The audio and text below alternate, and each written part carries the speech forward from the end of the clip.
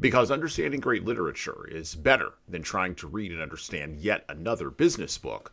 On the Leadership Lessons from the Great Books podcast, we commit to reading, dissecting, and analyzing the great books of the Western canon. You know, those books, from Jane Austen to Shakespeare, and everything else in between, that you might have fallen asleep trying to read in high school.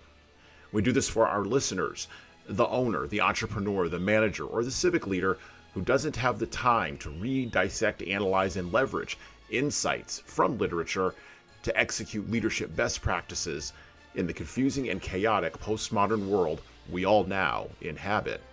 Welcome to the rescuing of Western civilization at the intersection of literature and leadership. Welcome to the Leadership Lessons from the Great Books podcast. Poems of Alfred Lord Tennyson in 3, 2, 1.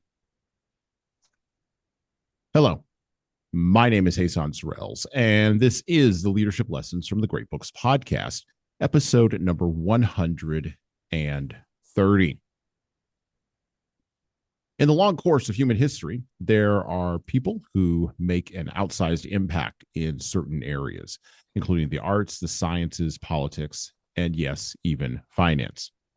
Most of these people's names have been long forgotten, but their words and their actions still have an outsized impact on the world. One of the larger challenges of our era of instant communication and everyone knowing everything about everybody all at once is that the number of people who seek to make an outsized impact in all areas they touch has increased, yet there are still people who are, well, average. Serving where you are at the highest possible level of your talents and skills without looking for claps or approval is actually the gold standard of behavior in our time. We make the default setting for leaders the idea that every leader should be competent at every aspect of leadership. But this is just as faulty an assumption for leaders as it is for followers. Sometimes some leaders need to just be competent at one thing. One thing. And if they are competent at that one thing, they can have an outsized impact on the world long after they are gone. On the show today, we will extract lessons for leaders from the most unlikely source possible. And while I am not a poetry guy, quote unquote, I personally think the poetry needs to rhyme, and that Ogden Nash is probably the height of poetical doggerel. And by the way, we're going to be covering Ogden Nash next year on the podcast, so stay tuned for that. These poems that we are going to read today have lines and have ideas and have thoughts that have entered the lexicon of Western thought. This goes beyond zeitgeist and have generated an outsized impact. Today, we will read and discuss the poems of Alfred Lord Tennyson with our returning guest co-hosts today, Ryan J. Stout and Dr. Moumin Quazi. Leaders, serve where you are planted at the highest possible level of your talents and skills without seeking claps or approval.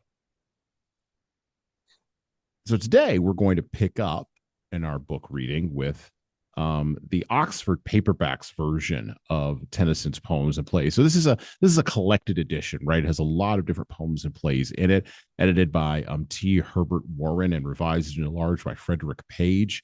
There's a lot of content in this book. We cannot possibly cover it all.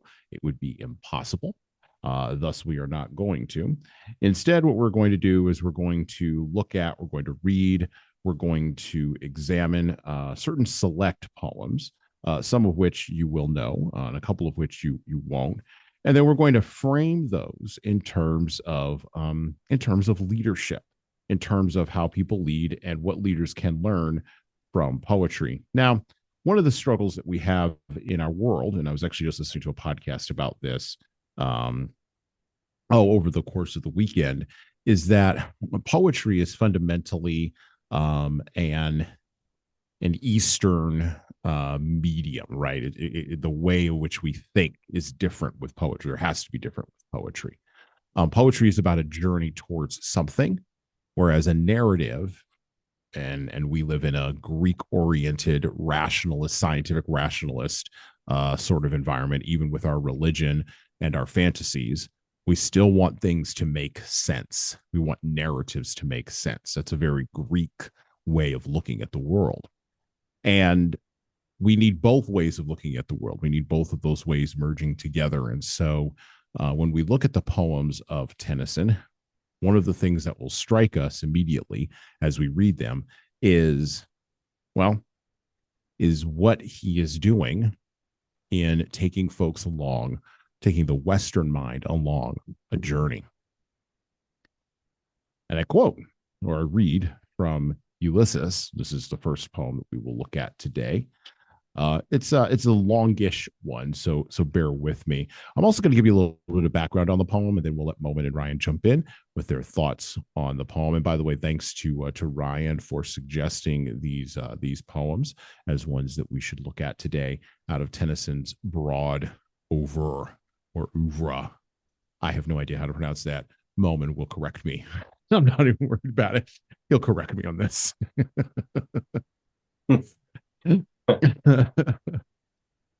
All right. And I pick up from Ulysses. A little prophet said an idle king by this still hearth among these barren crags, mashed with an aged wife, I meet and dole unequal laws into a savage race that hoard and sleep and feed and know not me. I cannot rest from travel. I will drink life to the lees. All times I have enjoyed greatly, have suffered greatly, both with those that love me and alone. On shore and wind throw scuttling drifts, the rainy Hyades vex the dim sea. I am become a name, for always roaming with a hungry heart. Much have I seen and known cities of men, and manners, climates, councils, governments, myself not least, but honored of them all, and drunk delight of battle with my peers, far on the ringing plains of windy Troy. I am a part of all that I have met, yet all experience is an arch where the throw gleams that untraveled world, whose margin fades. Forever and forever when I move, how dull it is to pause, to make an end, to rust unburnished, not to shine in use. As though to breathe were life, life piled on life were all too little, and of one to me. Little remains, but every hour is saved from that eternal silence, something more, bringer of new things, and vile it were for some 3 sons to store and hoard myself, and this gray spirit yearning and desire to follow knowledge like a sinking star beyond the utmost bound of human thought. This is my son, mine own Telemachus, to whom I leave the scepter and the isle, well loved of me, discerning to fulfill this labor by slow prudence, to make mild a rugged people, and through soft degrees subdue them to the useful and the good. Most blameless is he, central in the sphere of common duties, decent not to fail in offices of tenderness and pay. Meet adoration to my household gods. When I am gone, he works his work, I mine. There lies the port, the vessel puffs her sail. There gloom the dark broad seas. My mariners' souls have toiled and wrought and thought with me, that ever with a frolic welcome took the thunder and the sunshine and opposed free hearts, free foreheads. You and I are old. Old age hath yet his honor and his toil. Death closes all. But something ere the end, some work of the noble note may yet be done, not unbecoming men that strove with gods. The lights begin to twinkle from the rocks. The long day wanes. The slow motion climbs. The deep moans round with many voices. Come by, my friends. 'Tis not too late to seek a newer world. Push off, and sitting well in order, smite the sounding furor from my purpose holds. To sail beyond the sunset and the baths of all the western stars until I die.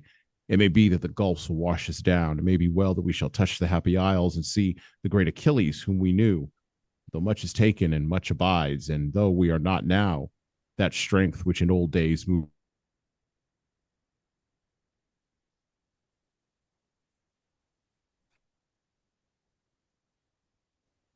Ulysses was written in 1833 and revised for publication in 1833 and revised for publication in 1842.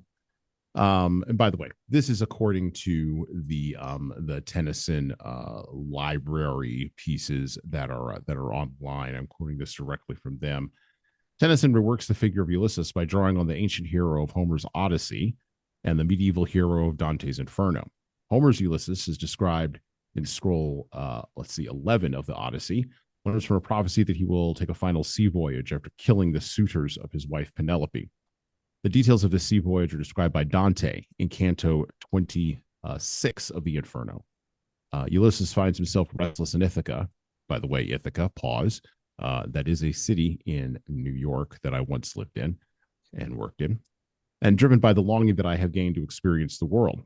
Dante's Ulysses is a tragic figure who dies while sailing too far in an insatiable thirst for knowledge. Tennyson combines these two accounts by having Ulysses make his speech shortly after returning to Ithaca and resuming his administrative responsibilities, and shortly before embarking on his final voyage. Okay, so we opened up with that. I've talked quite a bit. That's a long poem. Let's get Moumin and Ryan in here. We're going to kind of flow a little bit with this today. Thoughts on Tennyson, thoughts on the opening poem Ulysses, and the little bit of thoughts on the literary life of Alfred Lord Tennyson. Moumin, why don't you go ahead and get us kicked off here? Love to. Thanks for inviting me to be part of this podcast today. I really enjoy it and appreciate you. And it's great to meet Ryan as well. I love the poem Ulysses. I believe my mentor when I was at University of North Texas, he called this arguably the greatest poem in the world, or the greatest poem ever written. He's a Victorianist, so he is biased, but I think that it is one of the greatest poems ever written. It really does capture the spirit of the Victorian age, especially. He Tennyson does some interesting things with the original story and alters it for his purposes. One of those being that in the original um, Homer poem, all of his mariners have passed away or died on the way to Ithaca there in Greece. And so for him to say, you know, hey, my fellow mariners, let's go back out after just 3 days of being home, that's an alteration. Um, but still, the fact is he has captured the spirit of 19th century, empire right there by saying, I'm not done. I want to get back out, and I've got to strive to seek, to find, and not yield. I'm still alive, basically. So I have three or four kind of big points, and one of them being that the poem was written during a time of intense grieving. He lost his friend. We'll talk about it in memoriam. Arthur Henry Hallam, a shining light he thought had so much potential. It was one of his best friends, and he lost him. And it was a shock to everyone's system. And for Tennyson, he really found himself in a period of grief and mourning. He writes Ulysses finally in the kind of getting himself out of the grief funk that he's in. But he's not really publishing for a long time. But he's writing these poems in memoriam, and Ulysses is one of those poems. So I would suggest grieving isn't the end. If you look at this poem, you can see that grieving and expressing that grief in a very artistic way is really the beginning. Two, it reveals the longing for connection. He mentions Achilles. He mentions, of course, Ulysses is speaking, um, but he's saying, I might, meet back up with Achilles. And so you could see a man longing to reunite with his best friend. Three, it illustrates the aspirations of Tennyson's national spirit to follow knowledge like a sinking star beyond the utmost bound of human thought. This is a big deal. This is the spirit of the age. And then I would suggest that um, he recognizes that there are different roles that serve vital purposes. Telemachus has his emerging role as the new leader. He's, in his early 20s now. He's been without a father figure for 20 years. He's been having to kind of fend off suitors who have come after Penelope and trying to usurp Odysseus or Ulysses. And so he doesn't belittle Telemachus's role as the leader when he's going to be gone. He says he has his role, I have mine. And so finally, I just want to just reaffirm that notion that Ulysses is also saying, I'm not dead yet. Like from Monty Python and the Holy Grail, I feel happy, I'm not dead yet. Don't put me on the cart. I don't want to go on the cart. Ulysses here is saying that I'm not dead yet. I have more to do. I'm gonna, again, those awesome verbs, to strive, to seek, to find, and not to yield. Excellent. Thanks. Thanks, Moment. I took a bunch of different notes there. Yeah. I want to ask some follow-up questions around that. But first, Ryan, what did you think of this poem? What struck you about this? Well, Mona, thank you, and hey, San, as always, it's a joy to be here, and echoing a lot of the sentiments, but also the thing that I think struck me, there is an acceptance here, and the theme of fate that emerges, or he even mentions, Ulysses mentions, and just the acceptance of that. Almost, if I don't, there's the first paragraph of Cat's Cradle, the Vonnegut book. It's even if I was born, I forget the name, but even if I was born a Thomas, I would have been a Brian. Mhm. So it's like you can't run from who you are. And I think there's an acknowledgement of that, as he sort of pines about getting getting into trouble. It's also to mention another contemporary movie. It's Oliver Stone talks about that in Natural Born Killers. He's doing the interview and they're in the prison, and Robert Downey Jr. asks him the question. He says, "Man, I'm just a natural born killer." So there's like an acknowledgement and acceptance of this thing that's it's an outlier of a personality. That's one. And the idea of not being able to rest, I don't know, the thirst for knowledge. I don't, is there an acknowledgement of that's the thing that is also like leading him to his death, or that's what I don't think it's leading to his death. It's that's how he wants to go. Um, it seems like he's lived a pretty exciting life. And so even after all is said and done, this is how I would like to spend my time, my last days, sort of thing, even acknowledging, passing on to Telemachus and so forth. And I think, what else do I have here?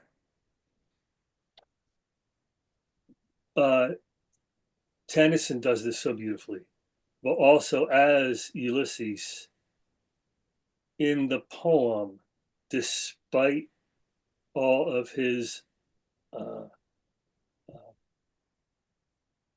his motivations and he still has time to acknowledge the beauty of the natural world and the language that he uses to describe that.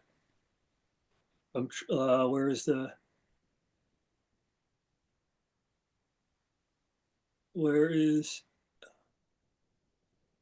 Well, he talks about the sunset. yes, yeah. There was one particular line though, but yeah, that's so. There's still an acknowledgement of the beauty of the natural world, and I think someone who's sailing off into the great unknown. What a wonderful thing! It's like living. It's kind of distilled into living in the moment, and wouldn't we all really like to do that? Well, we've got a little bit of a thing here with Ulysses, and I'm a person who I'm not obsessed with the Odyssey, but I've read it a lot. And Odysseus. I am. You're obsessed. Okay, Mo. Yeah, I teach it every semester. Yeah, he has to be obsessed. And how Homer had tied the Iliad and the Odyssey together, and then how they really need to be read and studied together. I'm fascinated by all of that. As a leadership idea, though, there's a couple of different leadership ideas that I think are in this poem, that I would like to get your thoughts on. A moment you hit on one, this idea of passing along your legacy to others, Mhm. but also acknowledging that you're not done. And we have this in our society and culture right now where, quite frankly, people in the baby boomer generation have struggled to let go.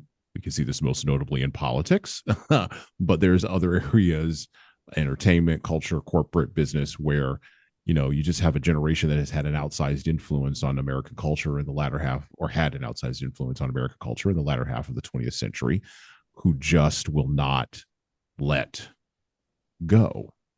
And I'm in my mid 40s, and being a person in my mid 40s, the I won't say the ship has almost passed, but I can see the ship like sliding away as people just won't let go, you know. And so and then there's generations behind me who are much younger who are screaming at the boomers to let go. Yeah. And so we have this tension and struggle in our culture. So that's at one level, at a leadership level, which, by the way, and you see this sort of reflected in the poem. Um, one of the challenges of not letting go is you don't create a succession plan. You Mm. have no plan for letting go. You have no plan for release, right? And I liked how you talked about how Tennyson's poem here reflects the spirit of the Victorian age. The Victorian age had zero interest in letting go of anything. First, we just covered All Quiet on the Western Front on this podcast a couple episodes ago. And so, the first big trauma that had to happen to the Victorian age was World War One. But the stuffing didn't all get knocked out of them until around World War II and the collapse of the British Empire, right? And I would assert that was because the Victorian age did not want to let go. It did not want to surrender to the next zeitgeist, the next historical cycle that was coming into being. And so, and part of the reason why it didn't want to surrender was that succession. It could not see who was going to pick up the baton and move the thing forward. I think it's very important for leaders to have a succession plan. Thoughts on this idea of succession plans and sort of how you do this as a leader, leveraging some of the ideas in this poem? You want me to jump in there? Yeah, go ahead. So in the Odyssey, of course, Homer's epic poem, Telemachus it's an interesting poem. It starts off by talking about sing to me, O muse, of the man of complicated, who's complicated, the man of twists and turns, the complicated man, and it's Odysseus. And Mm-hmm. and you think, oh, this is going to be a story about Odysseus. And then the Mm-mm. next chapter goes right into Telemachus. Right. And the next chapter is about Telemachus. I mean, in other words, we don't really get to Odysseus way into the poem, and then we find him on a shore crying to go home, wanting to go home. He's on the island with Calypso. But Telemachus is the one who the focus is on, and the focus is on Telemachus as a man, as a young man who he's finally kind of bridged that gap from adolescent and young adulthood into now what's he gonna do? And he's downhearted, he's downtrodden, and I think that a lot of the poem um is concerned with who is Telemachus? What is his true temperament? Is he a man, or is he less than masculine and less than able to take the lead? And it's one of those things where we see that he has a wonderful side to him that's very compassionate. He practices this code that Zeus has instituted called the Code of Xenia, Mm-hmm. the code of hospitality. He sees a person who's walked into this palace after, several years of suitors abusing their hospitality. He sees a man there who has not been attended to, and he walks to him and says, who are you? Not who are you, but welcome. Let us take care of you. Become refreshed. Let's feed you. And that man happens to be a gentleman named Mentes, but it's actually Athena in disguise. Right. And she realizes in the form of Mentes that Telemachus is discouraged, at wondering if his father is alive or not. And from that point on, we see a really wonderful person in Telemachus who's about taking care, not of just his mother, but also in the absence of his father, taking care of the palace, taking care of the kingdom. When Odysseus finally does return to the land of his home, and he finally gets to meet back up with Telemachus, he tests him immediately about, are you a kind of a um, less than male? Are you less than masculine? Did you allow this to happen at the palace? What Right. did you do? Who are you? Yeah. And Are you worthy? are you worthy? Are you, or, to use Dana Carvey's, kind of, imitation of Arnold Schwarzenegger, are you a girly man? And he's really trying to get like,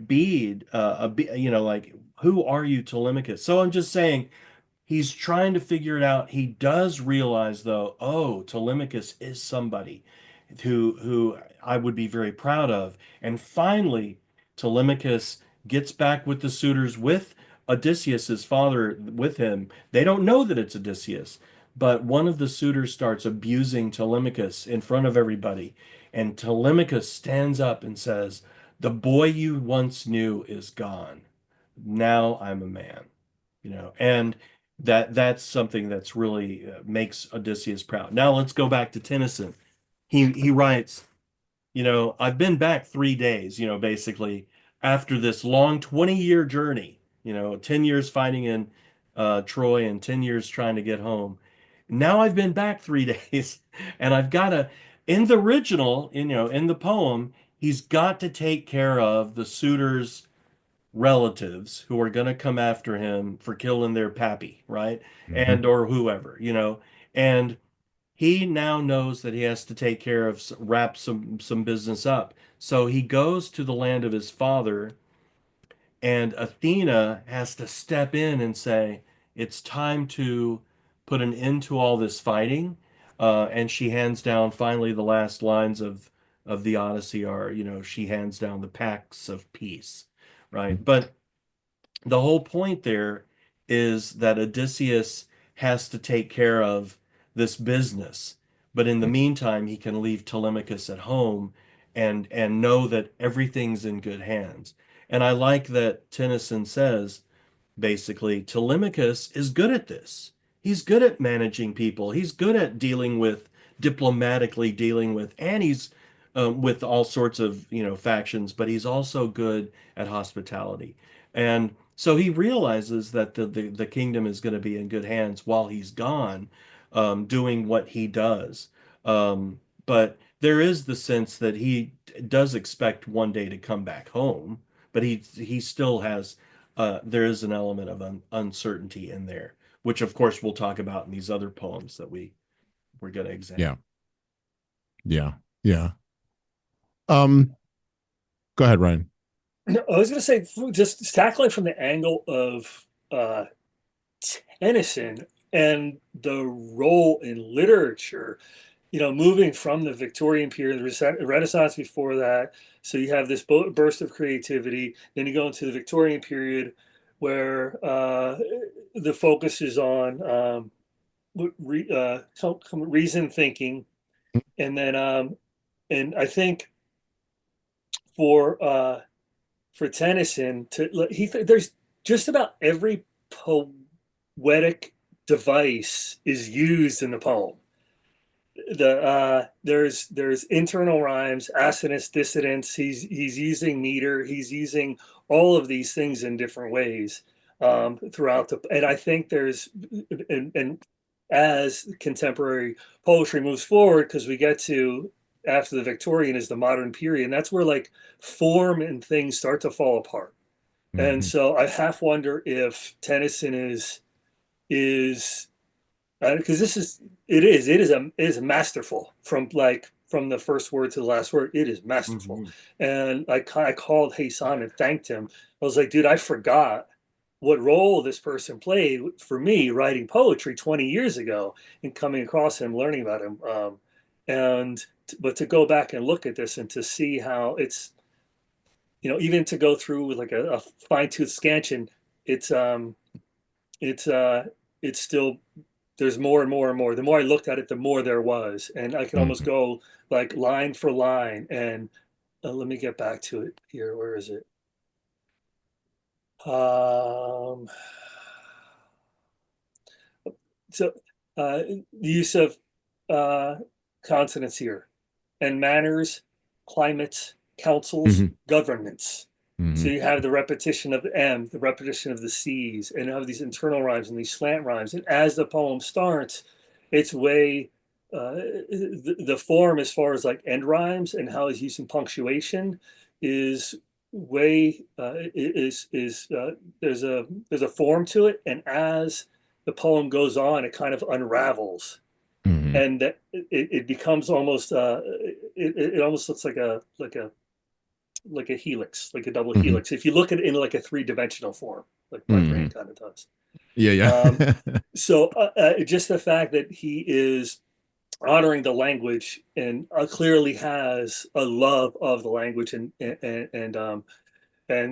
syntax, and so kind of like looking at it from that end to add to the nostalgic end of things of like, these are all of the tools from the beginning that got us here, and this is kind of like, the masterpiece. And so kind of looking at it from that end, it was a really wonderful thing to learn that he worked on these for such a long time. Mhm. So this isn't, Mhm. that's a misconception of poetry, and I know a lot of poets will do will be kind of sinister in how they speak about their works. Will say, "Oh, that took me to that just flew right out of me," um, and often that is a lie. And this is evidence that like 17 years, at least Mariana, but I know this one was worked on for quite some time as well. So that's kind of just my approach and angle at it. Like, just I love the language, and I love all that aspect, like the nerdy stuff of poetry. One thing you mentioned though, I think after the Renaissance, which we have the Enlightenment age, we also have the Romantic era, and so you have people like Wordsworth talking about poetry being inspired by it's memory, that inspires the feelings that you had back when you actually experienced the thing. So we had before, in between the Renaissance and the Victorian age, we had a lot going on there, and of course the romantic era is a really important one. But you mentioned nature, which the romantics were very into. In you mentioned the Victorian era being more centered on reason. I think what's going on with this notion of reason is that it's in tension with the the old ways of thinking in terms of religious faith and the certainty that comes from dogma and from various Christian doctrines. And so I know that Tennyson deals with that in Memoriam.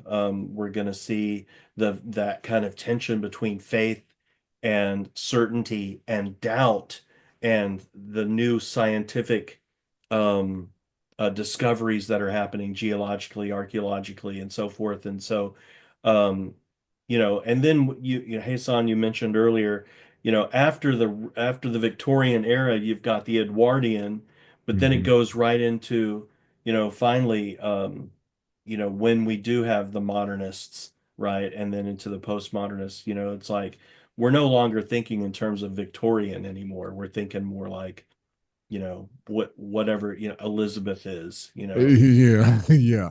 Well, Yeah. and that's one of the things that is interesting to me about literature, and as well as film, but let's keep it to literature here for just a second. Um, One of the challenges of a postmodern mindset, a postmodern deconstructionist mindset, and I don't really care what your politics are on this. This is not a political statement. This is a factual statement about what happens in postmodernism and deconstructionism when those two forces are combined together. So postmodernism devolves everything to power. Everything's about power and who has it and who doesn't. But deconstructionism devolves everything down to You could pull everything apart and argue every single side. Sophistry, basically. You can argue every single side of every single argument, and then you argue it into nothing. And one of the things I've asserted on this podcast over the course of the last year, and I'm going to also be asserting it next year, is that, and you mentioned nature and religion, right? You mentioned dogma, right? You mentioned romanticism.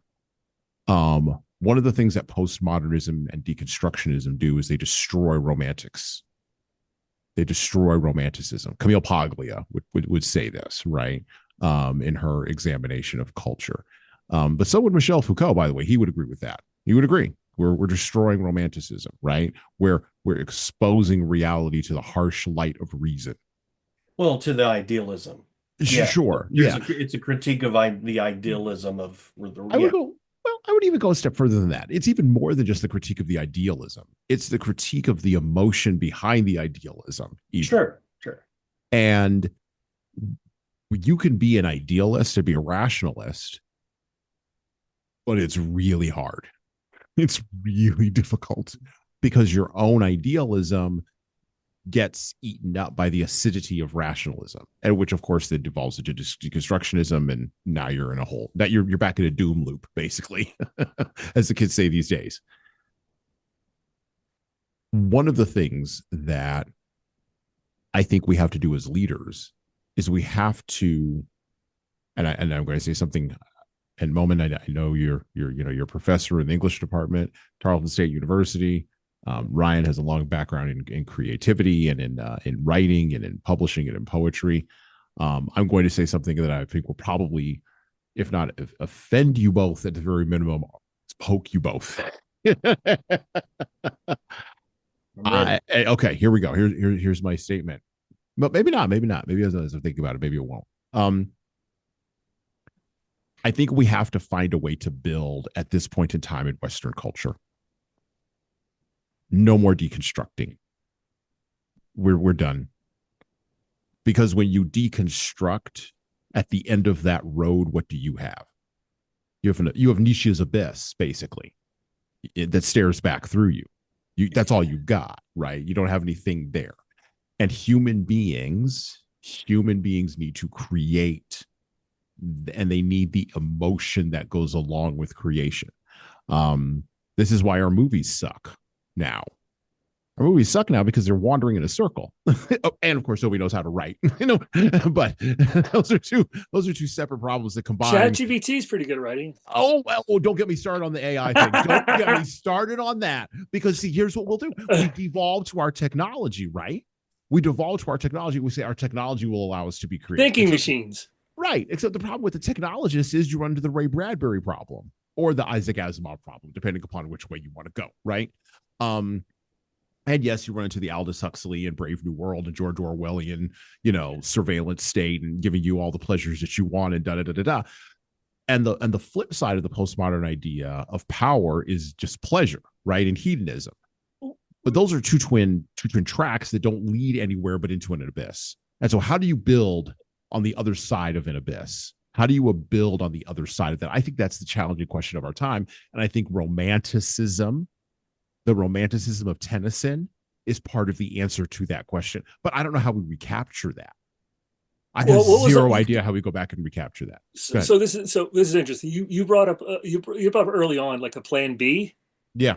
Mm-hmm. So the plan B for industrialization was what? The internet era? Because because they're pushed out, right? Those things are forced out of whatever the movement is, or the zeitgeist, as you said.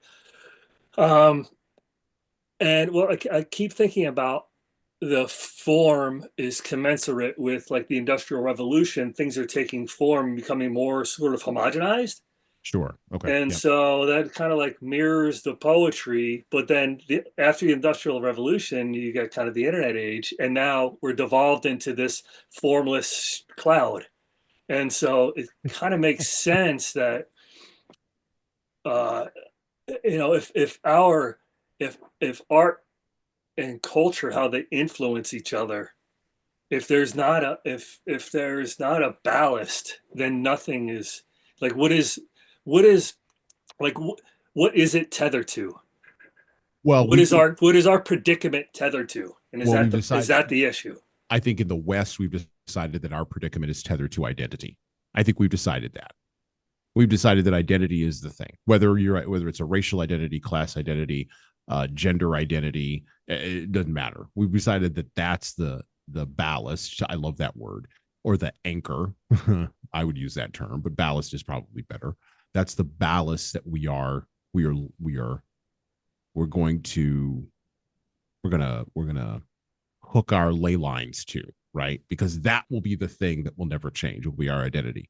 Except here's the problem: the technologists are bringing us a transhuman future, or we'll even be able to manipulate that all the way down to the biological level. Forget what you may think about the politics or the biology of transgenderism. That's the beginning of the fact is transgenderism is the beginning of the transhuman movement. It's the beginning of the manipulation of identity at a biological level. Whether it's right or wrong is outside the pale of this current conversation we're having. I'm not talking about the right or wrongs of it. I'm merely talking about the fact of its existence in the zeitgeist. Because to your point, there's no ballast. So there has to be something. Because you have to be able to my point, I think, my assertion is you have to be able to build. We have to build. We can't just keep deconstructing or going down the twin poles of power and pleasure. Sand is the deconstruction. And if you're building on sand, that's right. A problem. And by the way, that works for a guy like Foucault or for Derridian thinking. It works for that sort of idea because that's the logical end of Nietzschean nihilism. That's the logical end. That's where you wind up at. But the thing is, as I said before, it's a cul-de-sac, right? It turns back on you, right? The abyss stares back through you. Moumin, you've been thinking about what I've been saying. I can see your brain working. Go ahead. Well, I'm just for one, I think that, like you mentioned that the transgender kind of, I don't know, maybe dilemma. I would say moment, right? The moment that we're having. That's a good, I think that it's not that it's about deconstruction into such a fragmentation that we have basically no center or no foundation. I think if anything, we're just more aware of science. We're just more aware of the kind of particularizations that science reveals. And so it's not that that there's all of a sudden these new kind of categories, or it's just being able to put some language to scientific facts, right? So when we go all the way back to the Victorian age, when Tennyson writes in his poem Ulysses, he says, "It may be that the gulfs will wash us down. It may be we shall touch the happy isles." He doesn't know, right? There's a sense of uncertainty, and I think that the Victorian age was very much engaged with the implications of science and or scientific thinking and thought. Like, let's bring Charles Darwin into the conversation. He says Darwin would like to enter the chat.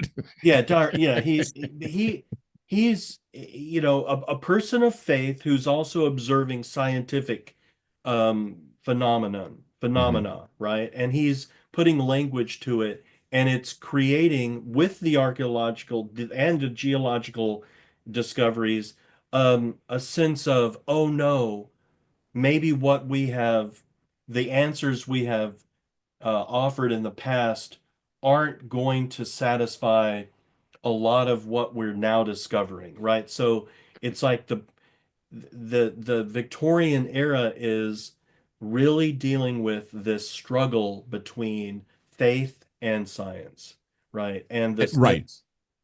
And it's a struggle that has not, I would agree with you. Yes, that's the Victorian era. It hasn't gone away. That's right. And, but then we have people like Matthew Arnold saying, here it is, these armies, ignorant armies clashing by night, right? And, and he goes, "Ah, love, let us be true to one another. Let us cling on to one another, basically. We can't be certain of everything else, but we can be certain of our maybe our connection with each other. I think with Tennyson, he's doing he's at least tapping into a similar kind of anxiety, and that's all throughout the in memoriam poems. That's all through, Ulysses. Anything that has to do with this struggle between what we know for certain, but also now things that are going to start to, question and interrogate that, and Right. make it, to where now it's not about the certainties of the past. Now it's, oh, wait, maybe how do we reconcile these new discoveries or these new ideas? It is an age of rationality in the sense that that they're now they're dealing with new scientific facts. So how do we deal with that in light of our faith, right? Well, and the question that science can never answer, it can't, because it's not ill-equipped, right, to answer this question, is what does the discovery mean? Well, it's I'm So, sorry to interrupt, but like language is being left out of the equation, and I think it's really important. So, okay. for instance, there's a Japanese phrase, koi no yoken. Mhm. And what that means is it's that I see someone and I know without a doubt that that is the person I will spend the rest of my life with. There's not a Right. word in English for that. So what you guys were just talking about is like it was the melding of these two things that otherwise don't have an identifier to pull them together. So something has to be created. Koi no yoken has to be created because it is the melding of two things, or otherwise unidentifiable as separate. They are not as great as their the As total of there the parts. is a total So other parts, yeah. kind of creating and that's kind of where I see it's kind of coming in from Yeah. it's not like I don't know, how do you, is it an invented emotion? Well, You I see think you what I'm got to. I think saying? you. Yeah, yeah. I think you have Definitely to. not an invented No, emotion. no, It's no. definitely putting language, like you're saying, it's putting language. That's what Tennyson's so good at. He's putting language on the spirit of an age and the anxiety of an age, in a way that no other poet could do it. And Um, with the atomization of our postmodern culture, we have many voices trying to put language on an age and sure. on a set of anxieties. And it's the the analogy is the blind Hindus touching the elephant, right? We know this story, right? One touched the trunk and thought it was a rope. One touched the right, and they're not talking to. And the interesting thing about that tale, or that allegory, such as it were, is that none of the blind Hindus talk to each other, In which that is story. in that story, right? Which is to me really interesting, which is why it's used very often or referenced as a way where, or as a uh not a synecdoche. I don't know why I just thought of that word. It's used as a vessel, right, Yeah. for understanding atomization, right, and for blindness to the bringing together of things, or the uniting of things. And my only assertion, this is my only assertion, is that we need something in order to build forward, because otherwise, then 2064 is just going to have better technology with the same arguments. We're going to be having the same arguments just with personal robots walking around. If Elon Musk has his way, which, okay, like, like we'll all have personal robot, like we'll have cars, right, or iPhones. And to what end? Why? Why? And that's the question again that science can't answer. Why do I need this? What is the meaning of this thing? Science just says we can do it. To paraphrase from Jeff Goldblum in the great original Jurassic Park, I watched that today. you were so worried about whether or not you could, you didn't stop to think about whether or not you should. Sure. And now you've packaged it, And he slaps the table. I love that. And now you packaged it and you put it on lunch boxes and it's on t-shirts. And we laugh at this because it's the combination of consumerism and the sort of postmodern cynicism. We won't be romantic about this, and scientific rationalism. And then the dinosaur eats all the people, which is kind of where we're at right now. And we have to, my concern always for leaders is, how do they take Tennyson's work, which may be romantic and inspiring and stirring? And I agree, Ulysses is an inspiring and stirring poem. I loved reading that out loud. How do we take that at a practical level to our people and say, let's build on this inspiring, stirring thing? Yeah. Let's build on that. Let's move that forward in spite of everything we're seeing in our crises that I think fundamentally go back to meaning. We could talk about that, but our crises that are all around us. Because unlike in the Victorian era was right buttressed up next to faith. As much as they wanted to get away from it, churches were still being filled. Public and private acknowledgement of religion was still going on in the Victorian era. Sure. Darwin only really captured the elites, really, if we're going to be honest about Darwin. Darwin's ideas captured the elites, from Mary Wollstonecraft all the way to Percy Shelley. And that's not very far of a gap, but like, it captured the ideas of it captured the mindset of the elites. But the average person, the common person that was walking around in the West, they were still going to church. Well, they were going to church, but they were, it's the same kind of argument that people are having today when they go to the Creation Museum down in Glen Rose. It's like, well, did people really, exist when dinosaurs did? It's sort of like you can talk to people who are just as kind of adamant about the creation story, not involving evolution, and then others who've really pushed back against evolution. There's a lot of people who, would just not hear it, especially in this part of the world. And, but I'm going to come back to Tennyson.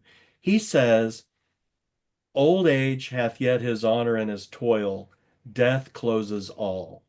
Right. So there is the sense that we do know some answers, even in spite of the swirl of the age, which is, like you said, Darwin, with the beagle and all, he even if there's a disconnect in terms of their timelines, maybe in their discussions with each other, there is still in that zeitgeist a sense of what do we do with a past. I mean, the Renaissance, they were still wondering, like, does purgatory exist, or do we need to, rely on our reason? And do we have to have facts and data to support our interpretations versus just going with superstition or with how we come full circle, huh?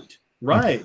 but one thing is true, is certain: death, right? Whether you're a faith-based person or an evolution-based person, you need death, right? Old age hath yet his honor and his toil, he says.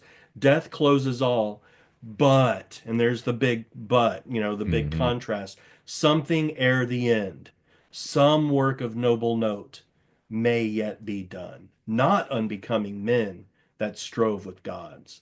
So, I mean, to me, I think that still can apply now, whether or not you put gods in a metaphorical, light, or as a faith-based, who believes that there may be a creator God or what have you. The idea, some work of noble note may yet be done. That's awesome. Because especially you're young to me. I'm 62, right? I look at it like, do I have 5 years? Do I have 10 years? Do I have 15? If I'm lucky, do I have, we don't even know if tomorrow's guaranteed, right? But I would like to believe that something before my end, some work of noble note may yet be done, including being part of your podcast. Well, I will say and this. How go ahead. Some work of may yet be done. And the scene that he's painting is it mirrors the language. So work may be done, and the lights, the day wanes, And so it's sort of like the ending. They're mirroring each other. The language and the sentiment and the idea are mirroring each other, which is a really wonderful thing. Well, we've just only been through one poem. we're only like 45 minutes into the show, and we've only been through one poem. And Moumin, I've taken a. I'm not going to say what town I live in because this podcast goes everywhere. But Moumin knows the town that I live in, very well, and I could tell you, looking around, I am saying to myself internally, I got 30 years of good work probably left in me. Okay. Already at this stage, I'm like, I got 30 years, and that's going to go by like that. Yeah. And I'll turn around and it'll be gone. And before I moved to this current town that I was in, I'm in, I always thought, wander around to like age 100 or something like that. But now I'm realizing maybe that might not be the thing. Yeah. It's sobering, right? It's not, it doesn't create an existential crisis in me because, to your point, I'm one of those people of faith. So I don't have an existential crisis about that. I have existential crises about other things, not about that. Well, it is interesting. So the Camus Camus, one of his tenets would be, beyond anything, do not despair. And reading Tennyson, it's like, okay, well, there's the existential, and I know that Camus often gets confused with existentialist and absurdist, blah, blah, blah. But it's Tennyson saying despair away. It's okay. It's okay. It's acknowledging that instead of, You're right. It's that, like I said, grieving isn't the end, it's the beginning. He is just in the middle of it. He's lost his best friend, and he writes in memoriam, he writes Ulysses. If you read it from that lens of someone who misses his best friend, you can see that this poem really does say despair is okay, right? I mean, it in the sense that it's an honest response to loss, right? And he doesn't know if he will reunite with Arthur Henry Hallam. He doesn't know, if Odysseus or Ulysses will reunite with Achilles, the great Achilles whom we knew, right? Something just clicked over in my head with what Moumin was just saying there with Ryan, with your focus on the language and Camus. And then I'll go into, because we've already talked around Tennyson and through Tennyson, so let's talk a little about Tennyson's background here. We'll sort of switch to this, but this is the thing that clicked over in my head, and maybe this will be valuable for people who are listening. Hello. So I'm going to do some shilling here, and hopefully this will be a pause in our riveting conversation for you. I have an offer for you. My most recent book is 12 Rules for Leaders, the Foundation of Intentional Leadership. It's available in paperback, hardcover, or as an ebook on Amazon, Barnes & Noble, Kobo, and any other place you order books. Now, in this book, I address the 12 leadership areas that I have found leaders need to be the most intentional in to be the type of leader followers actually want to follow. From establishing a foundation of leading teams through managing conflict effectively, all the way through leading teams through change, knowing what to do and why to do it can help readers, like the ones listening to this show, become better leaders. Look, reading this book and living it is like getting coaching from me directly without having to pay my full coaching rate. Head on over to leadershiptoolbox.us, that's leadershiptoolbox.us, and scroll down the homepage and click on the Buy Now button to purchase in hardcover, paperback, and Kindle format on Amazon 12 Rules for Leaders, the Foundation for Intentional Leadership. And that's it for me. Now back to the show.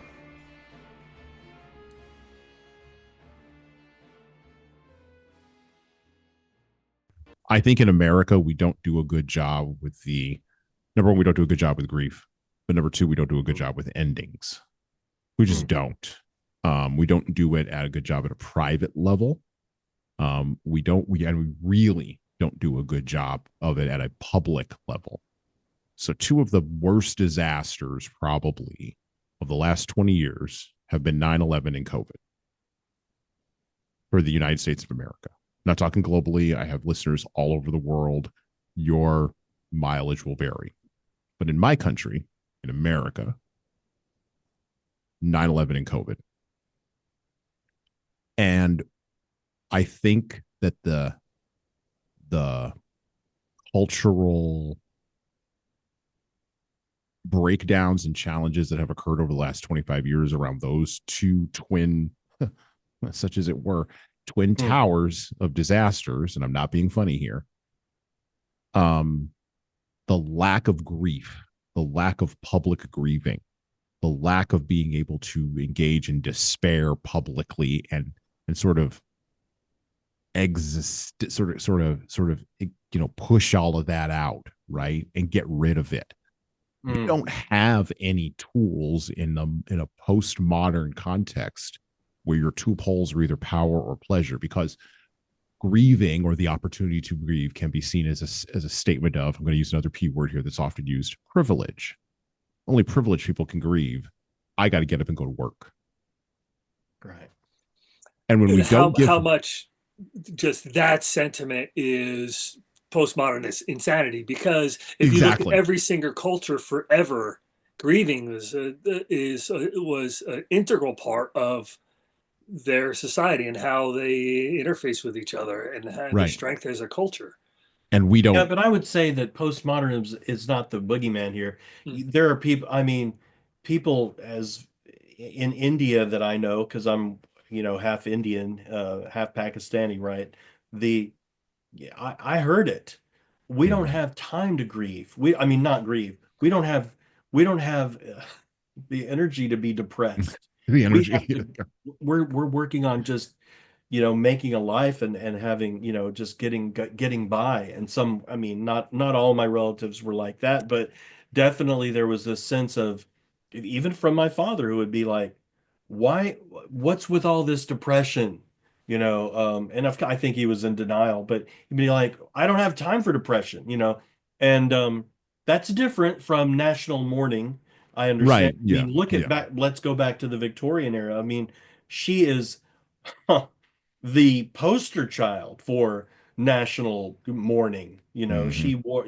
Everyone knows her, not as the vivacious, kind of German girl who, English girl with the, who spoke German and was a German, had to get that German accent, erased as much as possible. But still, when her beloved husband passed away, she was in black for the rest of her life, with these clothes that went all the way up from her neck down to her, like wrists, and ankles can't be shown for, but it's not just modesty. She was in black, right? And so she was, modeling a sense of, this is what we do, as a nation, when Prince Albert is, dies, right? So Tennyson is in good company, with the notion that you can grieve, you can mourn.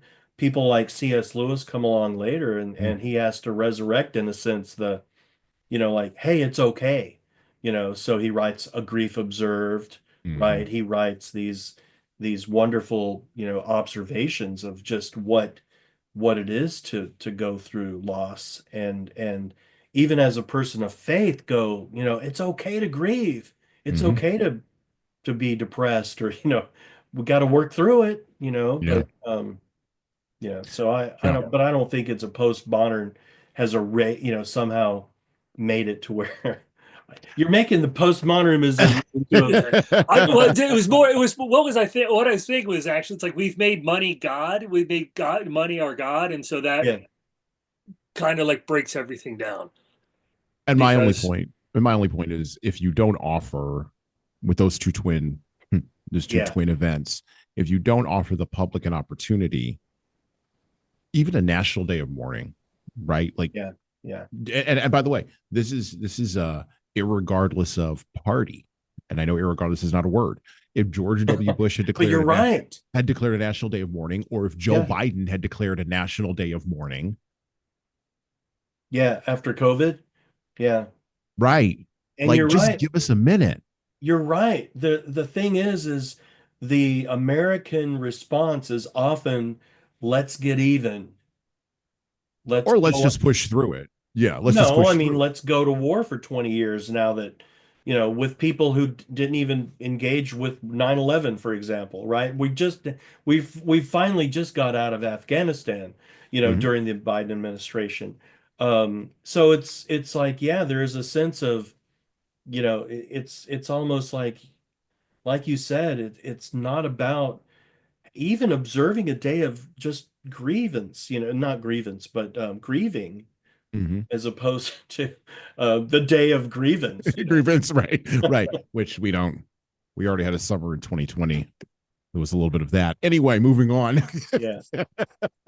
um, let's talk a little bit about Tennyson because we've talked around and through and over and above this man. So, when we look at the literary life of Alfred Lord Tennyson, he was a baron. His name was actually Alfred Tennyson, born August 6th, 1809, and died in the 6th of October of 1892.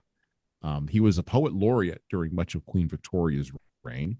And in 1829, Tennyson was awarded the Chancellor's Gold Medal at Cambridge for one of his first pieces, Timbuktu, which, by the way, is in the collection of poems that I have here of Tennyson. We will not be reading Timbuktu today, but I would recommend going and taking a look at it just on the strength of Ulysses alone.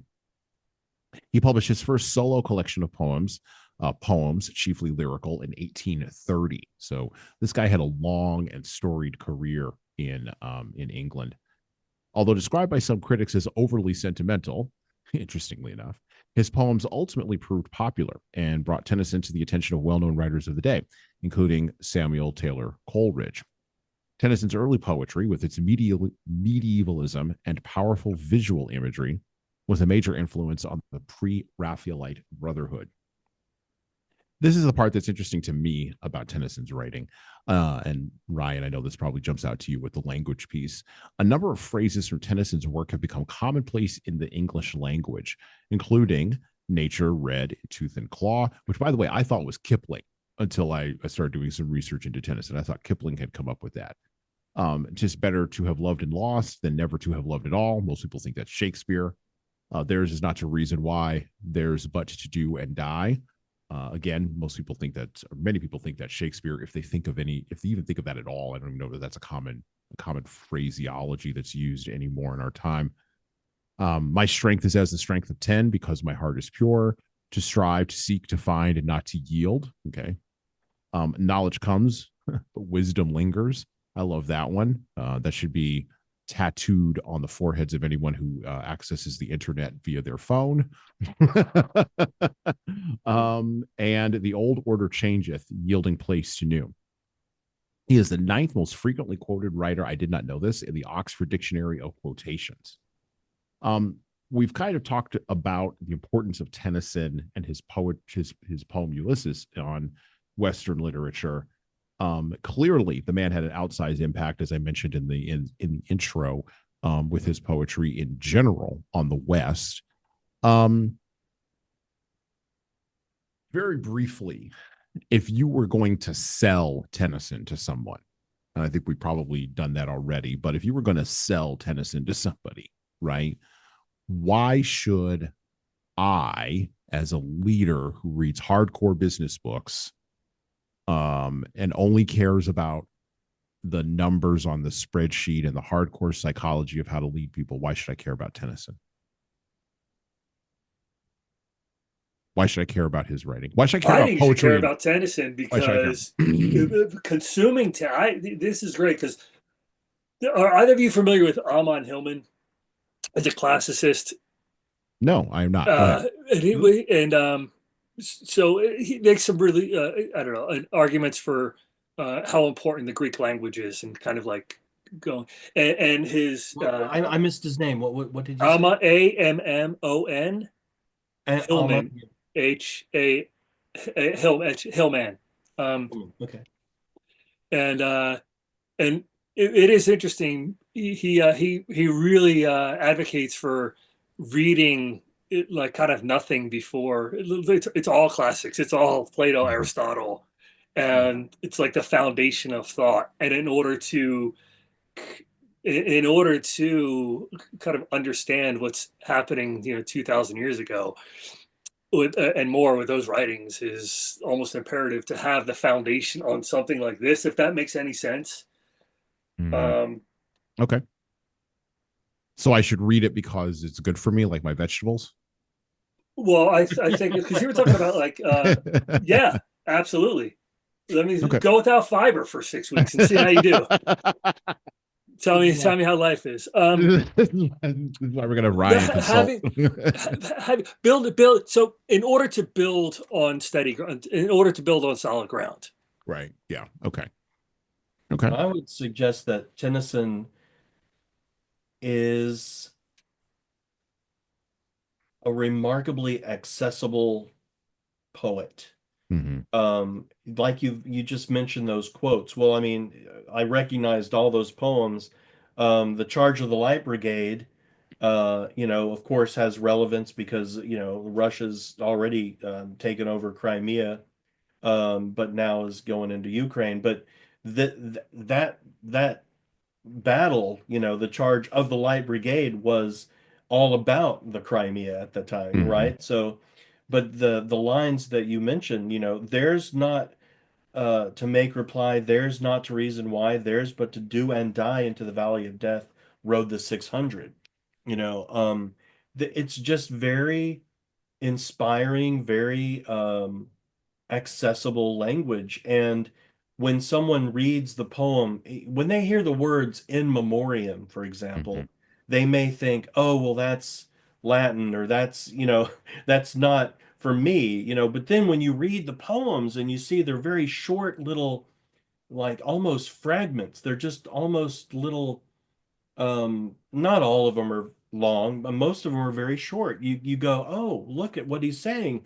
Uh, he has very uh pedestrian, mundane images that he's using to talk about, what it is that he's feeling.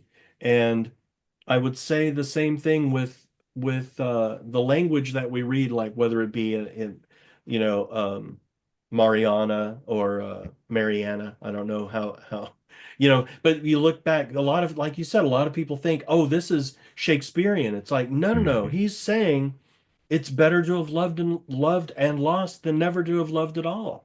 That's Hmm. very accessible. So, Ryan's celebrated the language of Tennyson, but I just second that. It's like it's accessible and it's readable. And I think also the Brits were reading it going, oh, he writes an incredible rewriting of the Arthurian legend. Right. you know, Yep. and and it's also tapping into not just a mythological past, but it's bringing that past into the present and saying Hmm.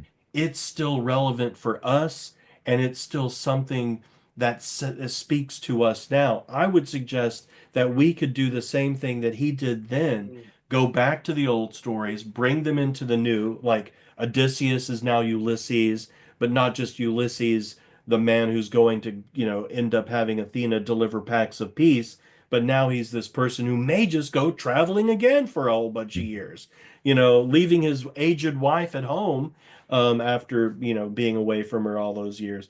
I'm just saying he takes those things from the past, like Ryan mentioned, 2,000, 3,000 years before, he brings it into the Victorian age.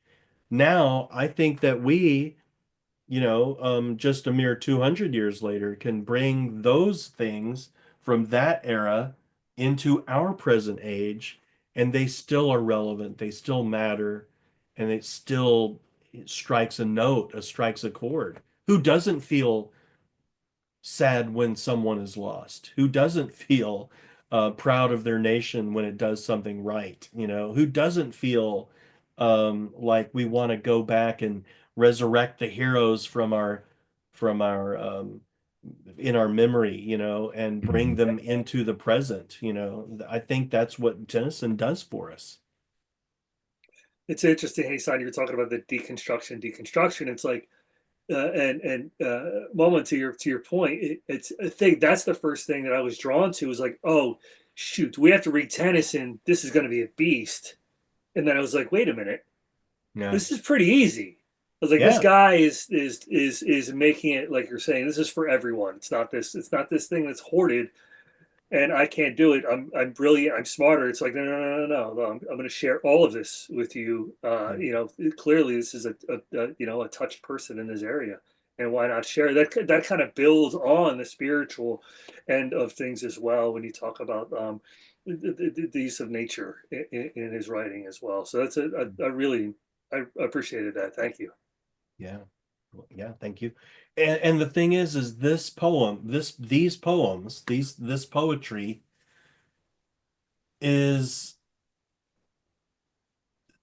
oh, you made me think something, and then it just zipped away. But he's speaking to not just the feelings that we experience, but he's also saying something about poetry. He's saying something about the poet. He's saying that there are things that people who are creative, who are tapping into something else that is maybe supernatural. You might want to say we transcend by getting into this act of creation. You know, he's engaging us in it, and he's inviting us into that space. And when we go there, we're not disappointed, you know. But it's just a lot of times people think, oh, it's not you, you know. But a lot of times people come into it thinking it's gonna be beyond me. It's gonna be Yeah. too erudite. It's gonna be too you know, whatever. Now, that doesn't mean that an educated reader can't get a lot more of the references or allusions. I mean, it's going to happen when someone knows the Arthurian legend. They're going to come to, you know, Morte Arthur and go, oh, yeah, I get it. You know, there's a lot more going on here. Or when they read Ennoni, right, they're going to be like, oh, okay, I know about Paris and, you know, the promise of Helen based upon, you know, the judgment that he meted out to, you know, between Hera, Athena, and Aphrodite, right? I mean, when you read those poems then, and you know the backstories from those classical stories, yeah, it's a lot richer, but that doesn't mean that you have to be all educated to come to those poems and not get, you could still get something tremendous from it. So yeah, it's accessible. And if you just read the words on the page, even you know, like even the last lines of Mariana, you know, she wept, I am a weary, oh God, that I were dead. Who doesn't get that? Well, You know, speaking of Mariana or Mariana, we're going to read that one next. So let's oh, pick up. cool. Let's Okay. pick up with Mariana by Alfred Lord Tennyson. With blackest moss, the flower plots were thickly crusted, one and all. The rusted nails fell from the knots that held the pair to the gable wall. The broken sheds looked sad and strange. Unlifted was the clinking latch. Weeded and worn the ancient thatch upon the lonely meaded range. She only said, my life is dreary. He cometh not, she said. She said, I am a weary. I would that I were dead. Her tears fell with the dews at even. Tears fell ere the dews were dried. She could not look on the sweet heaven, either at morn or eventide. After the flitting of the bats, when thickest dark did trance the sky, she drew her casement curtain by and glanced athwart the glooming flats.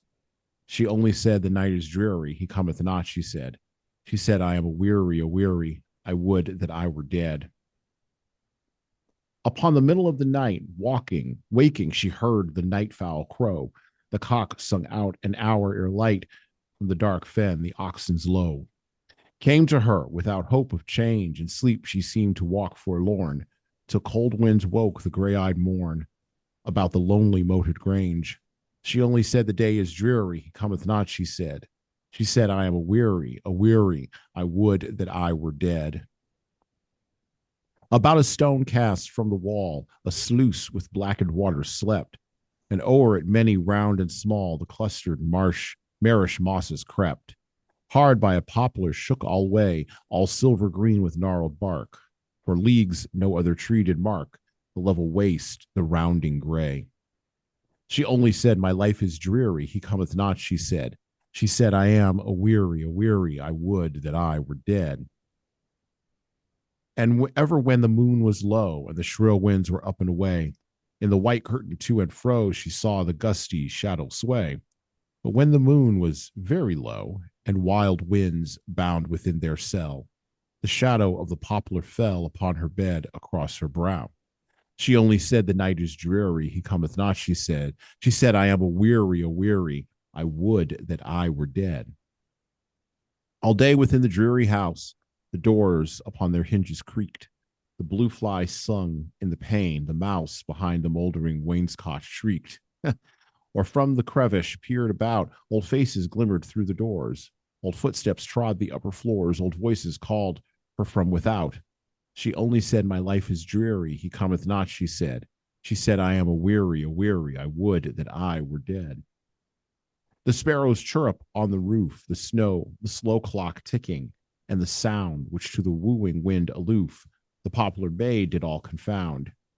Her sense, but most she loathed the hour when the thick moted sunbeam lay athwart the chambers, and the day was sloping towards his western bower.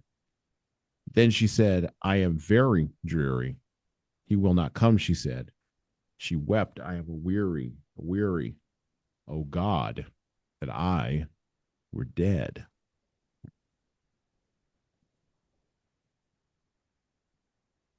I gotta say, when I first read that for this podcast, the image that came into my head, and because I think in words first and then in images, because my brain is weird. The words then converted to images.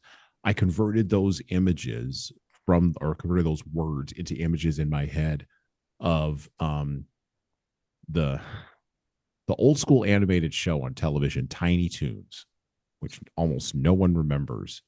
Back in the day, Steven Spielberg's attempt to do Looney Tunes. I used to watch it in high school when I would come back from school, and then Batman the Animated Series would come on after that. That was your 1-2 punch, and then my grandma would watch Oprah, and then that was it. I was off the TV for the rest of the day. But for that hour, I would have Tiny Toons, and they did a really good job on that show of hearkening back to, and I've talked about Looney Tunes weirdly enough on this podcast before, but hearkening back to what Looney Tunes did in the 1950s and 60s and 70s in incorporating classical elements into the cartoon, classical elements of literature, music, all of that.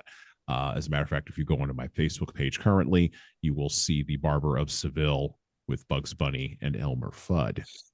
Everything I know about classical music, I learned from Looney Tunes. Anyway, so on Tiny Toons, they had an episode where they lampooned Edgar Allan Poe and the Raven. And weirdly enough, that was the imagery that popped into my head when I read this Tennyson poem. Those are the two things that clicked together in the mashup of Hason's fertile brain. This poem also puts me in mind of Galatians 5:9, where it says, a little leaven leaveneth the whole lump. All you need is a little drop of yeast, right? If you know anything about making bread, and then it just expands and grows. And this poem is a little drop, and then it expands and it grows and it grows and it grows. And that is evidenced in the background of this poem. Again, from Spark Notes, going to grab this off the internet. The subject of this poem of Mariana is drawn from a line in Shakespeare's play Measure for Measure, Mariana in the Moated Grange. This line describes a young woman waiting for her lover Angelo, who has abandoned her upon the loss of her dowry. Just as the epigraph from Shakespeare contains no verb, the poem too lacks all action or narrative movement. Instead, the entire poem serves as an extended visual depiction of melancholy isolation. But it does have a lot of action. So anyway, I'm going to argue with Spark Notes on that one. Yeah, go ahead, argue with Spark I Notes. read the same thing and I was like, I don't know. Well, we will go into the AI generated Google Gemini and we will correct Spark Notes. I just think they were referring that she's kind of just sitting wearily by a window or something. Like that's sort of what. And I love the chorus. There's a chorus. Mm-hmm.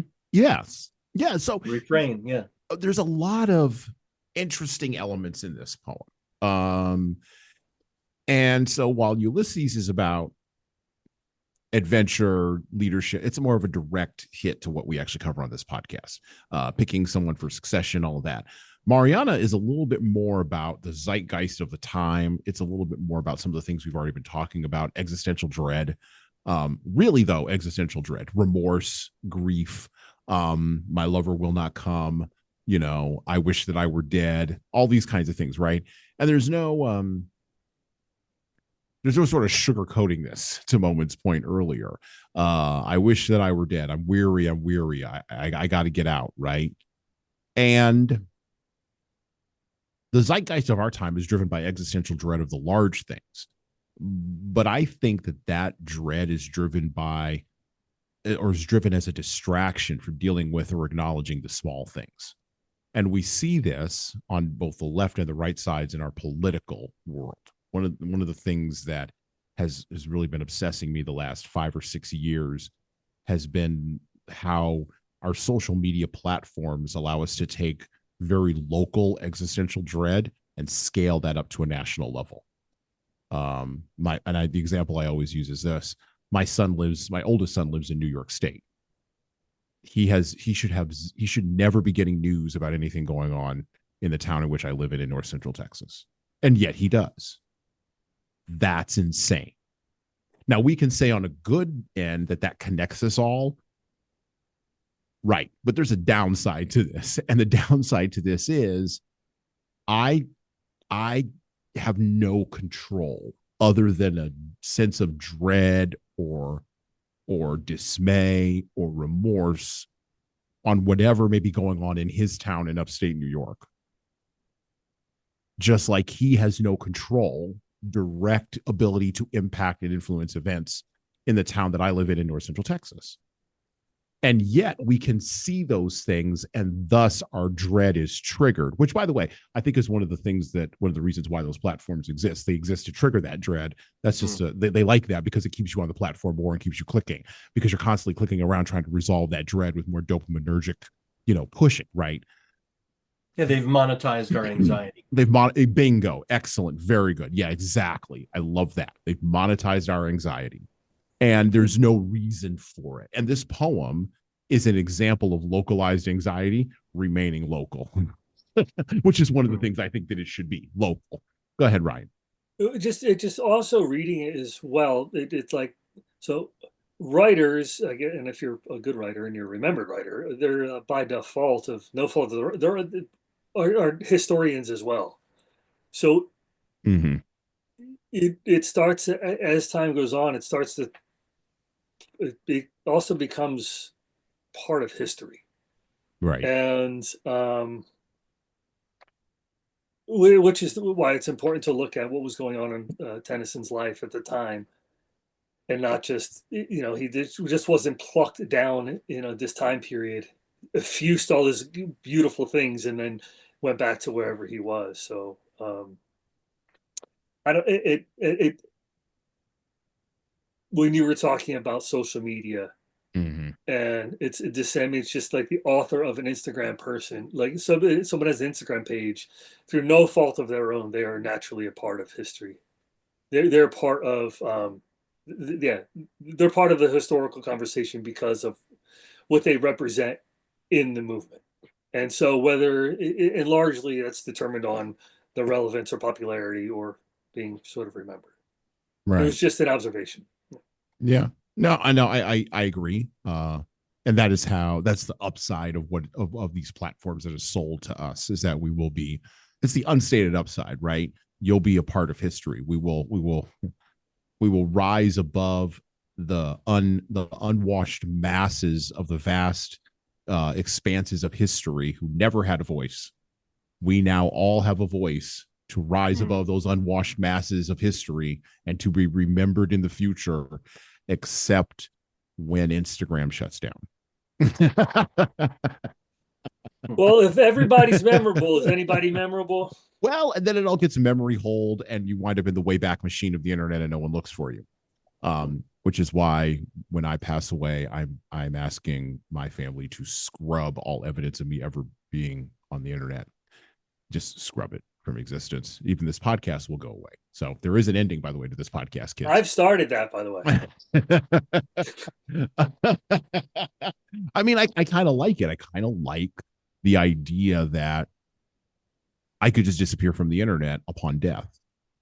And I don't want to be resurrected with AI. I don't want thousands of hours of my voice on this podcast. I'm saying this publicly. I do not want thousands of hours of my voice on this podcast being combined with images so that some nephew or niece or fourth generation great grandkid, 150 years from now or 120 years from now can somewhat see I don't want that. I don't want them to see an avatar of me.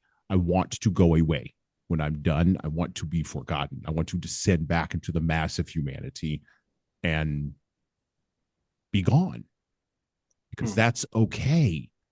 It's a bookend. We're supposed to be gone. Yeah, he says it right there in the poem. Moumin, I have a question for you. Is how, and this is all,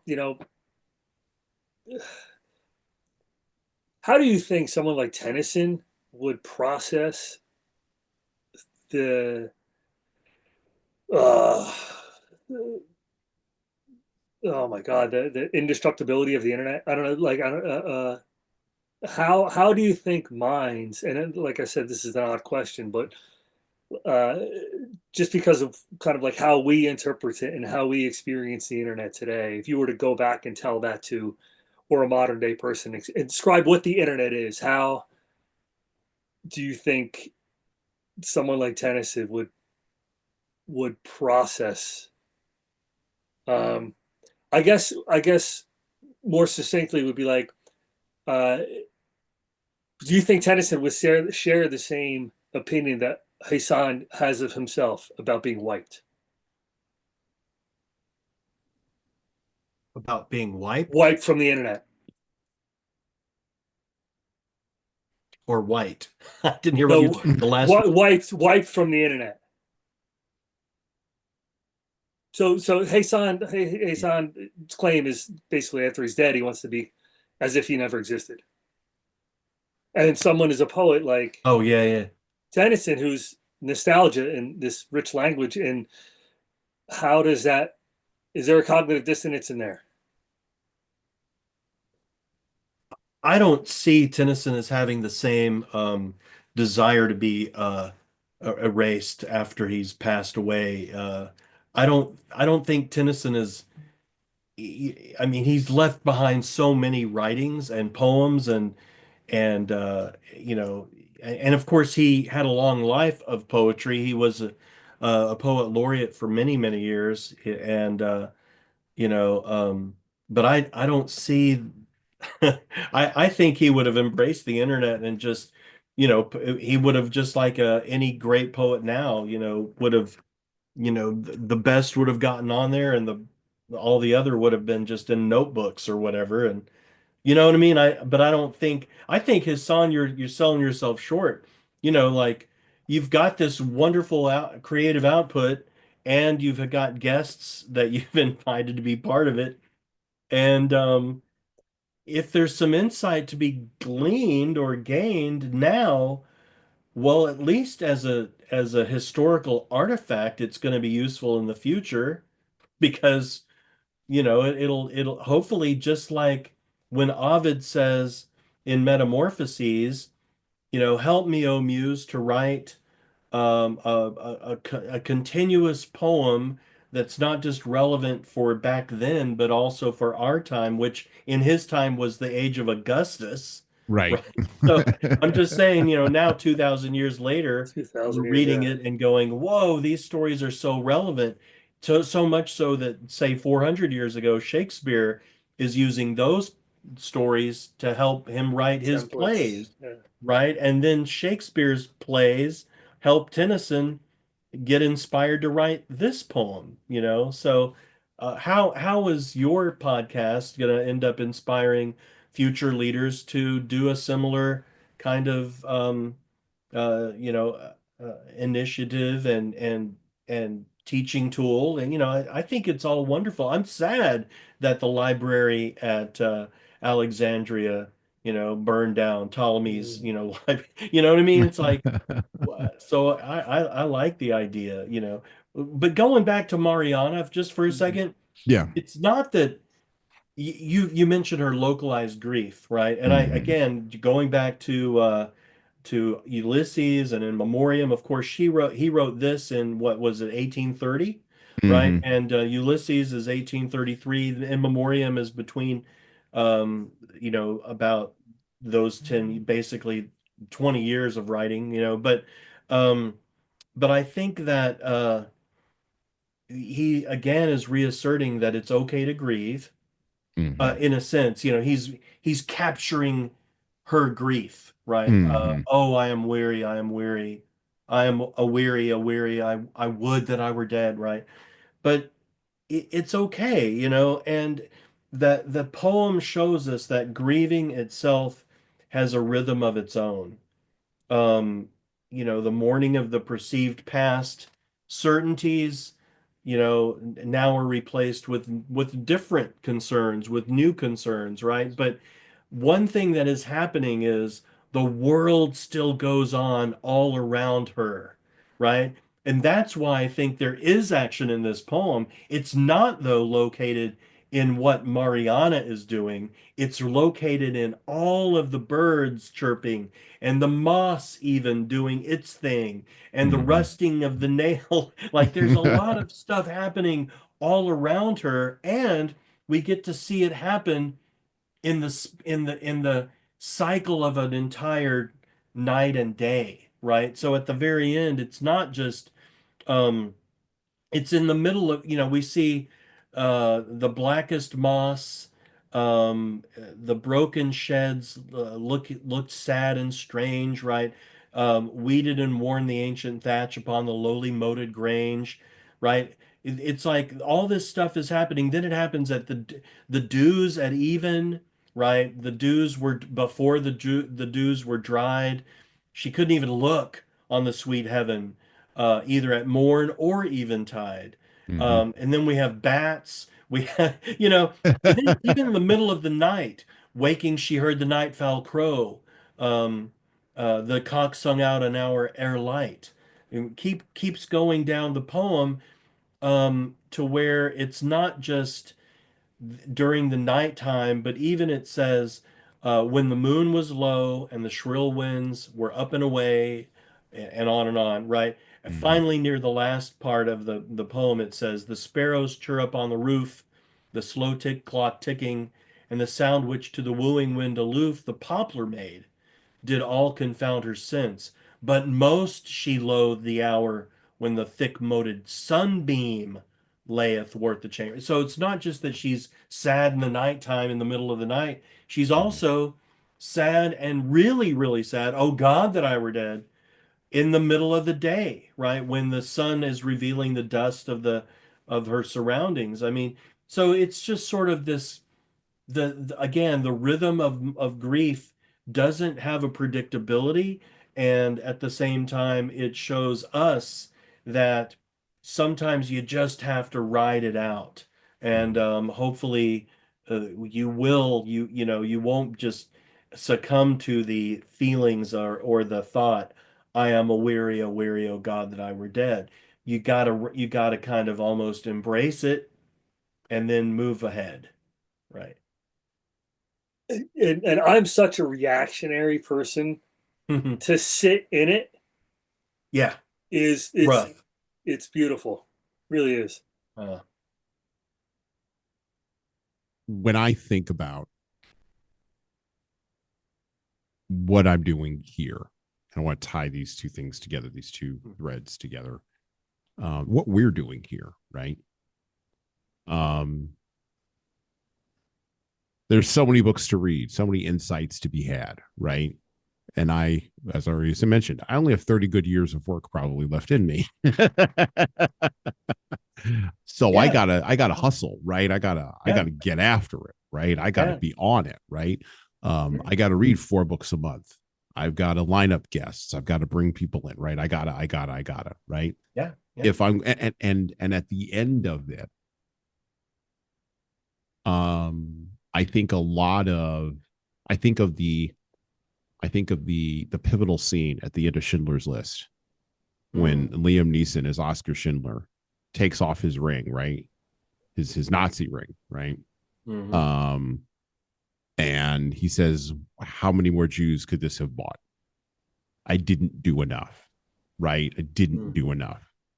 What this he points to something else. I can't, it's been a long time Yeah, he since I've takes seen his Schindler's pen, List. Takes the pin, right? Yeah. Jacket. Yeah. How many more lives could this have bought? Yeah. How much more could I have done? Right.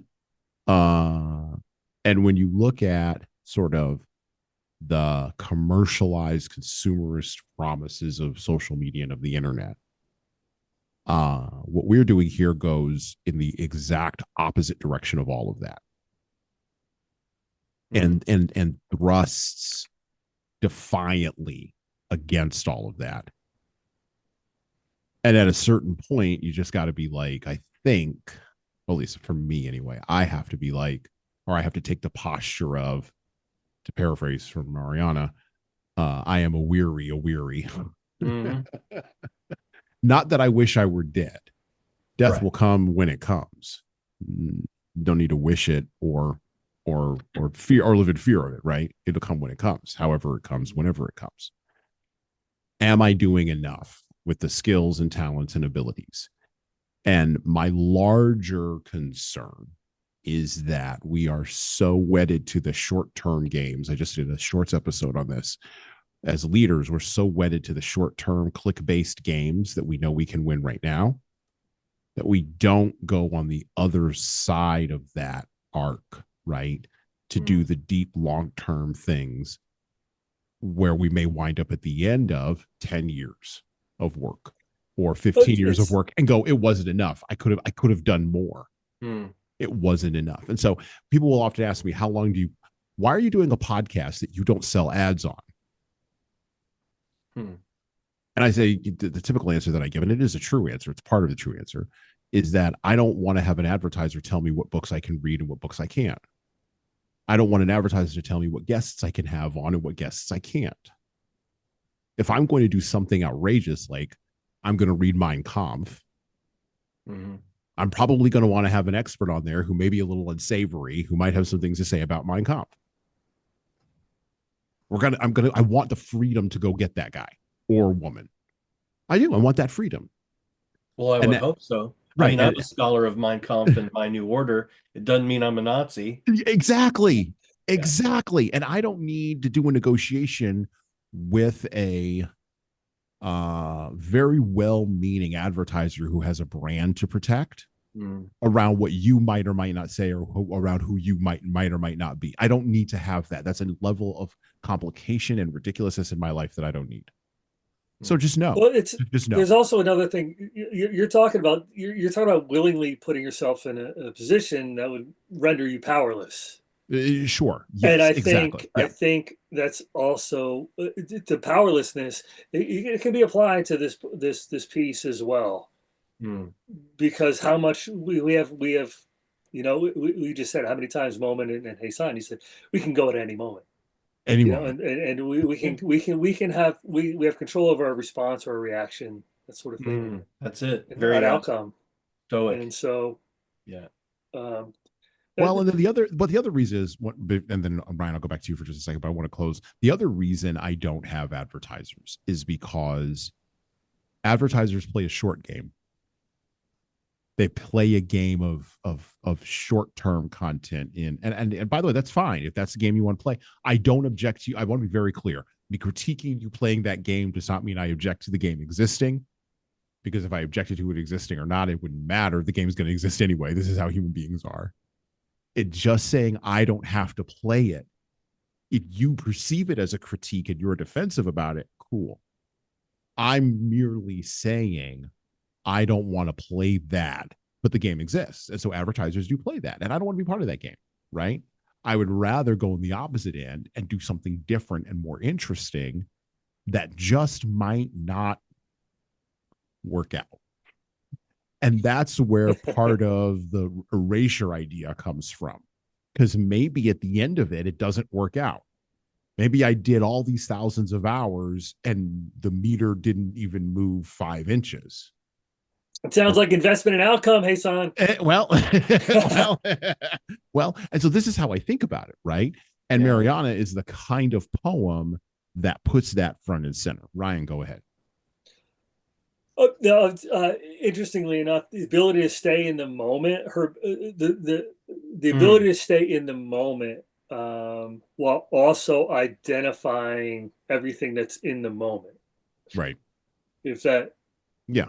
Well, at least the poet's identifying it, Yeah. you know, and however she's, in the pocket of this despair, I loved what you said before about just sort of sitting in it, just kind of almost nesting, it's like it's a tough thing not to want to keep fixing yourself, right, or moving out of that space, right, that you were mentioning, Ryan. But going back to the poem, I love, that Ryan started off the whole analysis back when we were looking at Ulysses with looking at the language. We see a lot of repetition in this poem. Of course, we do see the refrains, but when Tennyson writes, old faces glimmered through the doors, old footsteps trod the upper floors, old voices called her from without. She only said, my life is dreary. Right. Cometh not. Right. The fact is though she does have these other people who are still reaching out to her and, tapping into, her space in a sense by saying, there's still there's still stuff happening. Right. Mhm. And, but somehow or another, there's got to be something to be said for embracing the grief, but also maintaining your grit. I don't know, in Measure for Measure, if it's that Tennyson takes it to its logic, to what happens with that story, but Mhm. I think that when Tennyson is writing, he's basically saying you gotta observe the rhythm of this grief, right? Mhm. You have to embrace it in a sense. It's good if you're surrounded by a support system, Mhm. right? Um, Mhm. but also remember, he writes in memoriam after this, he writes Ulysses, he's still writing, but he's in the midst of his grief. It's like when John Milton says, in a kind of an ironic sonnet, that he's like lamenting that his light has been lost. Oh, when I consider how my light is spent, Mhm. basically he's saying, I've lost my eyesight, but Right. he's like, I'm worthless now. I can't do the rest of my mission in life. But the reality is, he wrote another poem. he's doing it. He's He's in the act of doing the doing it. very thing that he's lamenting that he can't do anymore. And I think it's a similar kind of dynamic we have here too. It's like, we're not done yet. Well, and creatives, athletes, high functioning entrepreneurs, small business owners, anybody who Ryan made a point about, with the podcast, right? About where my power lies, right? And then powerlessness with an advertiser, right? Well, in the 4 types of folks I've just mentioned, entrepreneurs, small business owners, athletes, and creatives, there is a sense of, and this is why Michael Jordan is still considered to be one of the greatest basketball players of all time, period, full stop. Even when he hasn't played in the league in 25, 30 years almost now, the taste of his name still falls out of people's mouths, right? Why? Because he did everything that he could do at a very high level, and he only left when he couldn't keep doing it at a high level. That's Milton.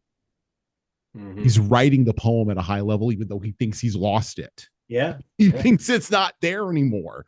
Yeah. That's how you know Milton and Jordan and the entrepreneur who you know who's built a business that you've never heard of and yet is everywhere, right? Or the small business owner on your block, right? I've known many small business owners, right, who the reason they can, and this gets back to the idea of succession that we were talking about earlier around Ulysses, the reason they can't give away the business is because they don't think that their son or daughter can do it at the same high level that they did it. They just don't believe it. There's also an element of like, regardless of what is occurring in your life, like the show must go on, man. And Yeah. I worked with a woman. It was unbelievable. She was a dishwasher at a restaurant, a small restaurant. It was the front of it was a meat market. The back was sandwich and bar shop. She had a baby on like a Monday. She was back washing dishes on like Thursday. Oof. And we were like, what? And she's like, hey, the show must go on. Yeah. You know? And that's it. That's it. All right. We've been talking about In Memoriam. It is a long poem. There are, my gosh, multiple parts to In Memoriam. Yeah. And then when I first looked at it, I thought, oh my Lord, the Roman numerals never end on the numbering of this one. It gets into the Roman numeral C, which I'm not even clear. I don't even remember what the Roman numeral C is. And I'm sure, yeah, something like it's got to be, right? I thought that was L. Wait, no, L's 50. So C has to be 100. Right. Okay. All right, cool. All I know is there aren't as many Super Bowls as there are parts of the poem In Memoriam. Oh, yeah. Not yet, anyway. There's a lot of poems, and yeah, and each one of the poems in Memoriam ties into the next one, with certain elements. But each one of the poems can't stand individually on its own. So we're just going to pull one that has a very famous line at the end, and then I want to wrap up because we've talked extensively today. Both of you have been very gracious with me, and we're rounding the horn here.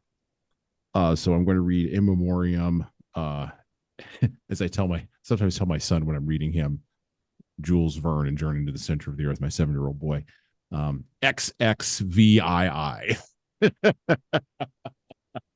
27. That's right.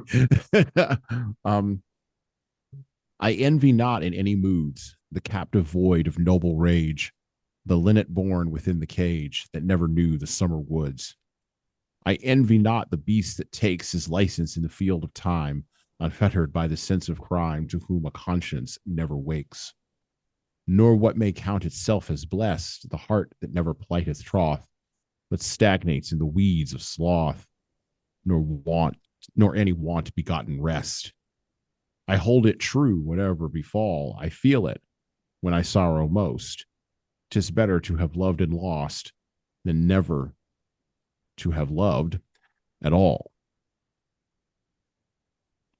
And again, there's tons more, right, of these poems. Go out and pick up the collection of Tennyson's poems and plays. It will enrich your life and you will not regret it. I want to make one comment right here. Reading this, it's so beautiful. Like, it really is. Going back and seeing this and be like, I had this book. What am I doing? But so Picasso went into the cave at Lascaux, the cave paintings, and yes, he said, "We've invented nothing." So when I read this or listen to you read this, it makes me it helps me remember that we're standing on the shoulders of yeah, they're almost gods at this point, you know. Yeah, well said. Because not only do we quote these people, rightfully, but what they're saying is it feels timeless. It feels prophetic. It feels like more than just a lecture from a professor. It feels like that because they are prophetic. They are prescient. They are brilliant. these poems by Tennyson, and he he says things that get to the real heart of the matter, and again, he is mourning the loss of his best friend who was really young when he died, and he thought there was all this potential, there was all this. He thought that Arthur Henry Hallam was better than Tennyson himself, Wow. and so he thought, this is an extinguished light. What in the world is going on with this thing called life, right? Mm. And but then he observes the world around him and says, I envy not in any moods the captive void of noble rage, the linnet born within the cage that never knew the summer woods, right? I mean, in other words, Mhm. he gives us these images that ultimately he will tell us, um, that it's better to have loved and lost than never to have loved at all. So he goes, it was worth it, right? And Yeah. it sounds very romantic, like it's about a man and a woman. I think that's how a lot of pop culture kind of takes it. But this is really, Tennyson the poet is revealing himself as the speaker of this poem, saying, it's better to risk it than to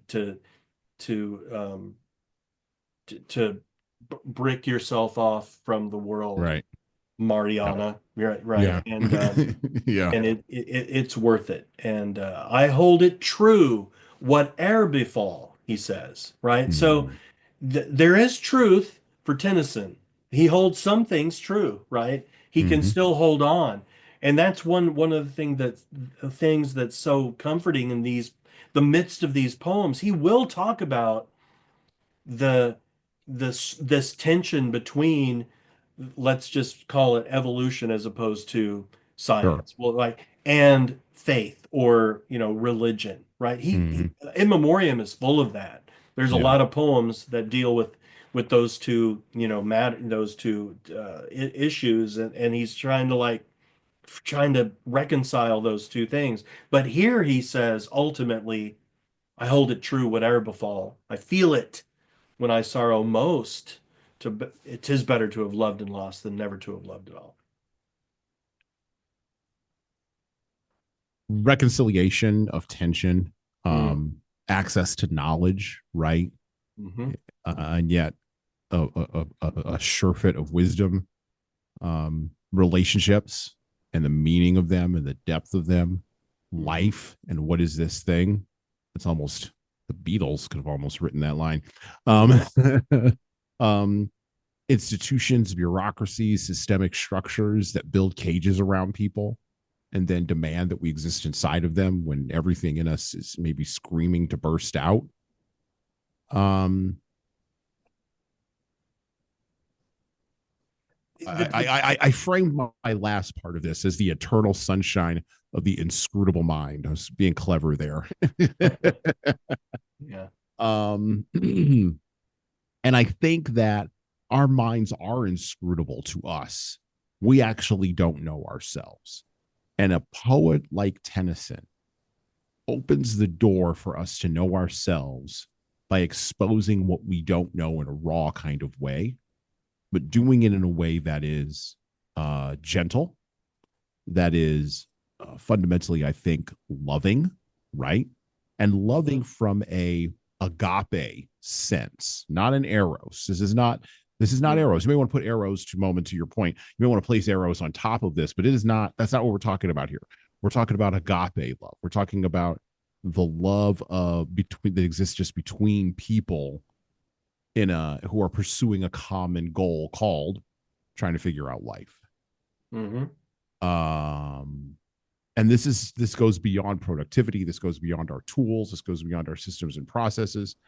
This goes beyond our science and our rationality. This even goes beyond our religious structures and our dogma. This Hmm. goes to something else. And poetry is the vehicle for that something else.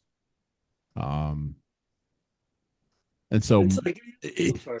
yeah. So, usually I try to wind up these podcast episodes with like, this is what you should maybe take from this. But occasionally I'll run across episodes, or I'll do episodes where the answer will be, I've concluded nothing. I have no conclusions for you. It's an open-ended episode. I'm thinking this is going to be an open-ended episode because I have no conclusion here. There's no denouement from the climax, right? But I do believe in what T.E. Lawrence said: never outstay a climax. So we're gonna let Moumin and Ryan close off here. To come back to your points, though, Socrates was wise in that he said the unexamined life isn't worth living.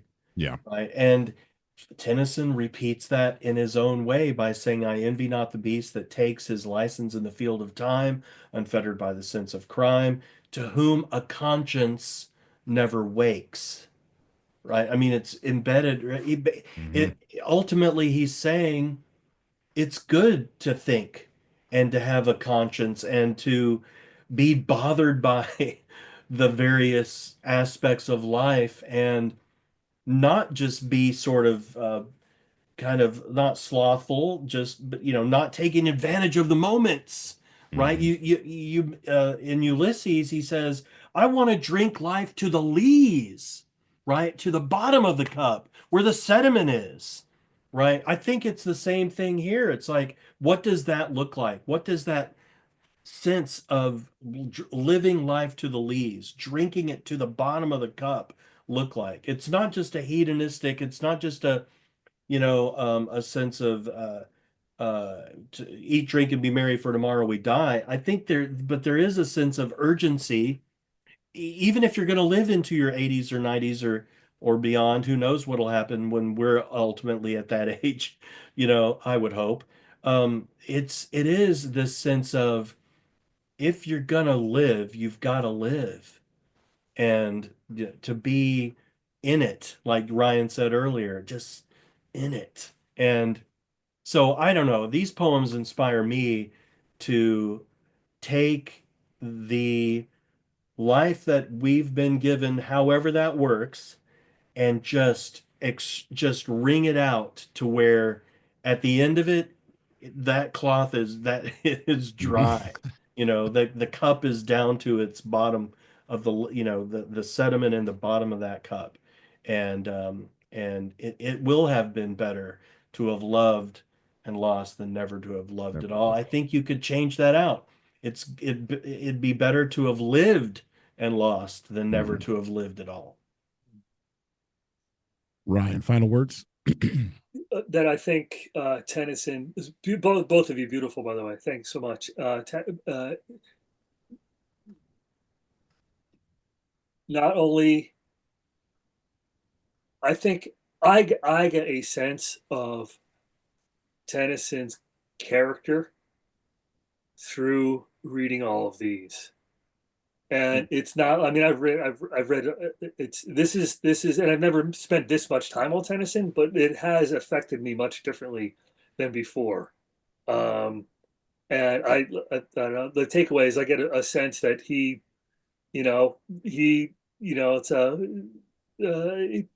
he did the dance. Like he put his money where his mouth is, that sort of thing. Like he didn't just glaze over the summary and then churn all this stuff out with some, there's that book years ago called Million Little Pieces. Mm-hmm. And found out after the fact. So, short story, I'm in recovery. I haven't had a drink. The other day was 20 years. And a friend of mine by the name of Cynthia, I've known her my entire life. She bought this book for me, Million Little Pieces. She was like, it was so inspiring, blah, blah, blah. I've read the first 3 pages and I was like, this is BS. This guy didn't do any of this. And then he was on Oprah like a few weeks later. Yeah. And and someone who's experienced, who did the deed, I knew that he was lying. But everyone else who read it, they thought it was a miracle. And so that is sort of my takeaway, is like he did all the shit. Yes. And so, yeah. And with that, I would like to thank Ryan Stout and Moumin Quazi for coming on the Leadership Lessons from the Great Books podcast one more time. This is the first time we've had them both on together at the same time. And with that, well, guess what? We're out.